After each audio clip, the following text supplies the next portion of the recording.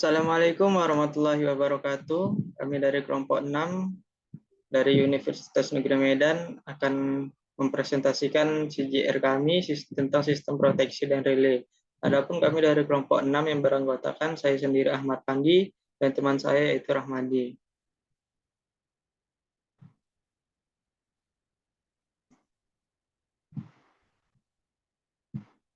Yang pertama yaitu rasionalisasi pentingnya CJR.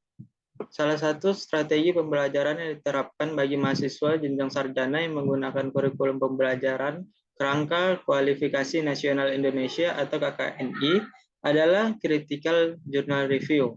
Critical Journal Review adalah kegiatan mengkritisi sebuah jurnal penelitian. Namun, CJR Critical Journal Review bukan sekedar membuat laporan atau tulisan tentang isi sebuah penelitian atau artikel, tetapi lebih menitik beratkan pada evaluasi atau penjelasan, interpretasi, dan analisis, mengenal keunggulan dan kelemahan sebuah penelitian, menyoroti hal yang menarik dari penelitian tersebut, serta menganalisis pengaruh gagasan tersebut terhadap cara berpikir kita dan menambah pemahaman kita terhadap suatu bidang kajian tertentu. Selanjutnya yaitu tujuan dan manfaat Critical Journal Review akan dijelaskan oleh teman saya Rahmadi. Kepada Rahmadi saya persilakan.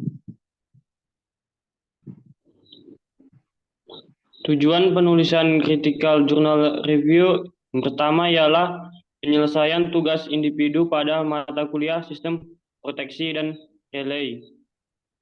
Yang kedua, menambah wawasan dalam menggali informasi dan menganalisis gagasan dalam sebuah penelitian.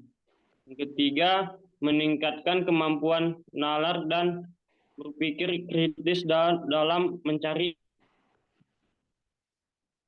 penelitian. Manfaat Critical Journal Review yang pertama ialah merangkum gagasan yang dituangkan dalam penelitian yang dilaporkan. Kedua, menemukan kelebihan dan kekurangan dari penelitian dilaporkan dengan melakukan analisis secara sama. Tiga, melatih kemampuan berpikir kritis, analitis, serta menuangkan kembali dalam gagasan tertulis.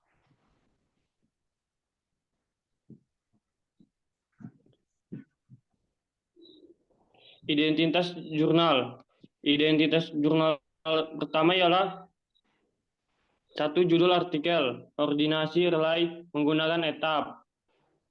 Yang kedua, nama jurnal IEE. Yang ketiga, tahun terbit 2015. Yang keempat, pengarang artikel Hima A. Patel. Yang kelima ialah nomor ISN N22295518. Identitas jurnal kedua ialah satu, judul artikel, koordinasi relay untuk sistem distribusi. Nama jurnal IEEE. Tahun terbit 2016. Pengarang artikel Andreyaka Tabrani Kartiga. Nomor ISN 22295518.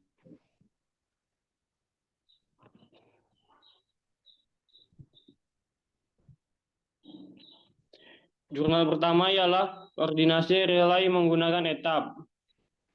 Relay pelindung harus dapat membedakan antara kondisi normal, abnormal, dan gangguan. Istilah koordinasi relay mencakup konsep diskriminasi, selektivitas, dan proteksi cadangan. Etap melakukan perhitungan numerik dengan kecepatan luar biasa, secara otomatis menerapkan standar yang diterima industri, dan menyediakan laporan keluaran yang mudah diikuti. Etap mampu menangani 1000 bus berisi program jadwal beban yang melacak hingga 10.000 item beban dan melaporkan tegangan dan arus hubung singkat di terminal setiap item beban.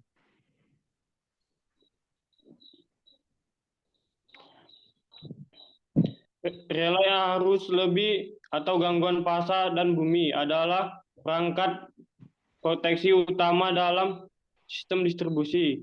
Koordinasi relay arus lebih dalam jaringan radial merupakan masalah optimasi yang sangat terbatas. Relay dalam sistem tenaga harus dikoordinasikan dengan baik sehingga memberikan perlindungan primer dan cadangan, dan pada saat yang sama menghindari fungsi yang sama, dan karenanya menghindari pemadaman yang tidak perlu pada bagian sistem yang sehat.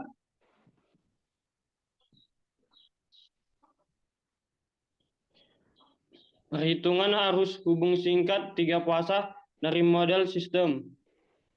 Perhatikan diagram garis tunggal pada gambar di samping yang menunjukkan nilai arus pada diagram yang diperoleh dengan melakukan plot analisis rangkaian ketika gangguan 3 fasa dimasukkan pada isi beban masuk etap.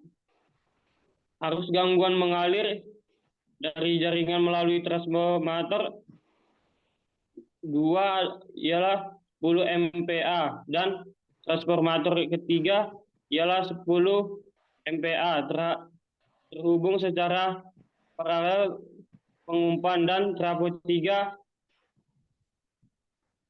MPa.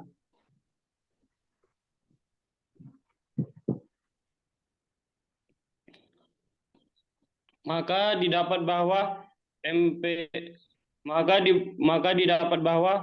MPa SC jaringan sama dengan 1218,5 MPa. B. MPa SC transformator 2 sama dengan MPa SC transformator 3 atau 10 MPa sama dengan 10 dikali 100 dibagi 8,59 sama dengan 116,4 MPa. C. MPa SC transformator 3 atau MPa 2 sama dengan 2 kali 100 dibagi 6,11 sama dengan 32,73 MPa. D. MPa SC atau RS transformator 2 dan MPa SC transformator 3 atau 10 MPa sama dengan 116,4 tambah 116,4 sama dengan 232,83 MPa. MPa SC atau RS sama dengan 1 dibagi 1 per 12.218,5 tambah 1 per 232,83 tambah 1 per 32,73 sama dengan 1 per 0,03566 sama dengan 28,04 MPa.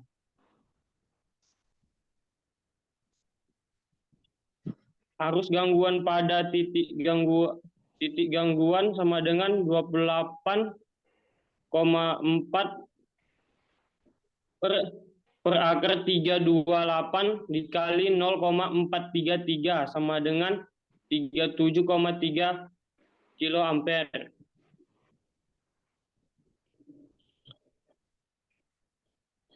Metode untuk pengaturan masalah pembumian. Mengatur pickup dan waktu untuk kedua tahap 51 dan 50 gangguan pembumian dapat dihitung dengan cara yang sama seperti yang kami hitung untuk relay arus lebih, kecuali perbedaan berikut. Pertama, pickup relay arus lebih adalah atur pada arus pengenal, sementara pickup relay gangguan bumi arus lebih diatur pada 0,2 kali arus pengenal pada tahap IDMT tahun 51. Sedangkan pickup 0,4 kali arus pengenal pada tahap pengaturan tinggi atau 50. Kedua adalah sambungan transformator. Pengatur waktu 51 tahap relay gangguan bumi dinaikkan ke hulu dengan cara yang sama seperti pengaturan arus lebih 51 tahap.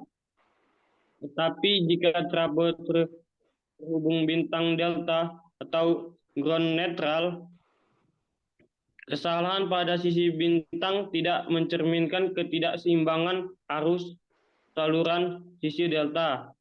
Jadi ahli-ahli melanjutkan peningkatan waktu bergerak ke atas atau panjang garis.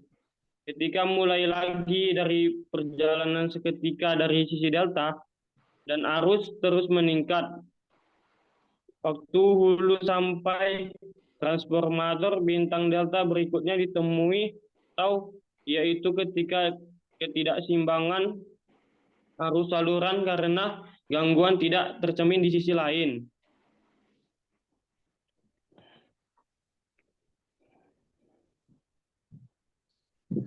Selanjutnya saya kembalikan kepada Saudara Ahmad Pandi. Terima kasih kepada teman saya Rahmadi. Selanjutnya itu jurnal 2 yang akan saya jelaskan, yaitu berjudul Koordinasi Relay untuk Sistem Distribusi. Koordinasi relay pelindung terutama diperlukan untuk mendapat trip selektif pada relay. Aturan pertama dari relay proteksi adalah relay harus trip karena gangguan di zonanya. Dan aturan kedua adalah bahwa relay tidak boleh trip karena kesalahan di luar zonanya, kecuali untuk mencadangkan relay atau pemutus sirkuit yang gagal. Untuk mengoordinasikan proteksi cadangan ini dengan karakteristik relay utama akan memastikan bahwa relay cadangan harus memiliki waktu tunda. Selanjutnya itu kegagalan pada proteksi utama dapat disebabkan oleh salah satu alasan berikut. Yang pertama yaitu pasokan DC ke rangkaian trip gagal. Yang kedua pasokan arus atau tegangan ke relay gagal. Yang ketiga, mekanisme trip pada pemutus sirkuit gagal. Yang keempat, pemutus sirkuit gagal beroperasi. Selanjutnya itu ada rumus analisis hubung singkat, di mana ZPU sama dengan persen dari Z atau impedansi dikali base MVA per transformator rating. Yang kedua yaitu volt MVA sama dengan base MVA per impedansi PU. Volt current sama dengan volt MVA per akar 3 dikali tegangan. Untuk relay koordinasi, FPC sama dengan voltage between healthy and fault phase per normal phase fault voltage atau tegangan fasa normal. Yang itu selanjutnya clock setting sama dengan desired peak up current per CTR. Selanjutnya primary operation current sama dengan CTR dikali PS. Clock setting multiplier sama dengan FI per aktual POC, di mana FCL sama dengan first pole clear, POC sama dengan primary operation current, CTR sama dengan current transformer ratio, PS sama dengan clock setting. Selanjutnya yaitu untuk perlindungan yang tepat, kita harus memiliki koordinasi relay yang tepat dengan pengaturan relay yang tepat harus dilakukan. Koordinasi relay dapat dilakukan dengan memilih setting plug yang tepat dan pengaturan perkalian waktu relay dengan mempertimbangkan arus gangguan maksimum pada lokasi relay setelah pemilihan pengaturan steker dan pengaturan pengali waktu. Koordinasi dapat diperiksa secara grafis. Tahapan pembersihan gangguan yaitu 1. Terjadinya gangguan, yang kedua pengukuran dengan trafo instrumen, yang ketiga analisis relay proteksi untuk memulai trip selektif, yang keempat switch gear untuk menghilangkan gangguan, yang kelima yaitu relay dipasang bukan untuk mencegah gangguan tapi untuk mengisolasi gangguan dan untuk meminimalkan kerusakan.